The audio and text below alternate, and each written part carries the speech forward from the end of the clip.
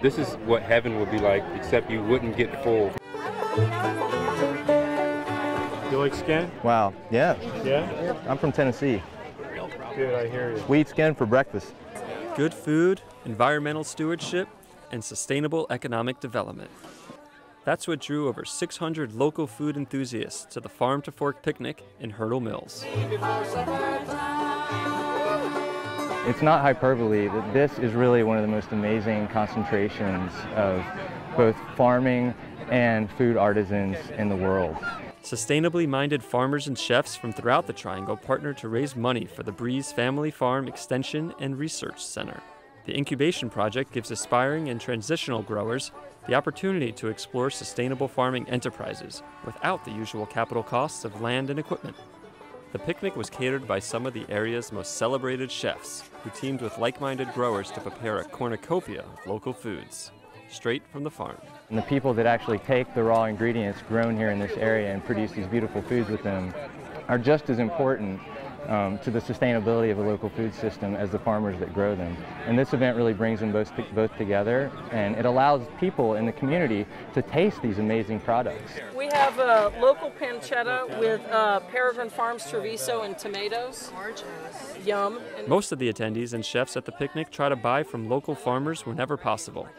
Alex Hitt of Peregrine Farms has been operating a sustainable farm in Graham for nearly 30 years. We have a cadre of chefs, which you see here, that really believe in local food because it gives them a better quality product. You guys try to source locally as We do. much as possible. Why do you choose to do that? First of all, it's better. I mean, the product is better. Second of all, we're a neighborhood restaurant, so it works to be a neighborhood buyer of produce also. I was born a half a block from my restaurant, so I really care about sort of buying locally and sourcing locally. Why local? It's taste, it's community, it's green spaces, it's not using as many fossil fuels, and it's delicious. But getting local food from farm to fork takes a lot of effort.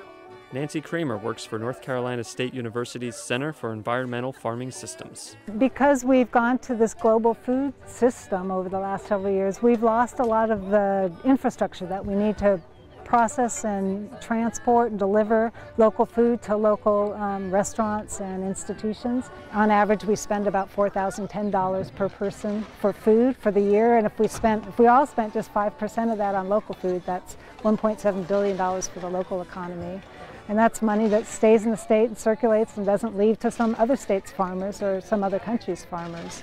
These food systems rely on having enough farmers to supply the product. The incubation project at the Breeze Family Farm educates new and transitioning farmers in sustainable farming practices. And out here we're interested in supporting current farmers in the region, in the Piedmont region, tobacco farmers who are looking for new alternatives, as well as the great number of young farmers who don't have land and don't know where to start. And that's where the incubator really helps them out by giving them an opportunity to pilot their efforts. The attendees and sponsors of the event are eager to talk about the benefits of sustainable farming. But sometimes it's best to let the food speak for itself. Pretty good, huh? And these barbecued pigtails are known to turn vegetarians the other direction. Those are bachelor buttons, edible flowers. Just makes salads really beautiful. Yeah, gorgeous presentation there. And you eat with your eyes first, right?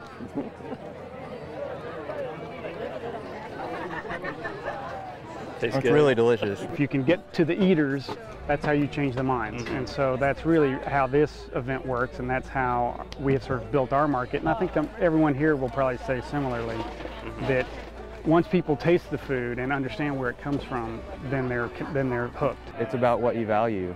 If you value quality in the foods that you're eating, if you value sustainability for the world that we're handing our children, if you value the preservation of the environment and the food cultures and traditions that we have here, to me, supporting local artisans and local agriculture like this today is the only path forward.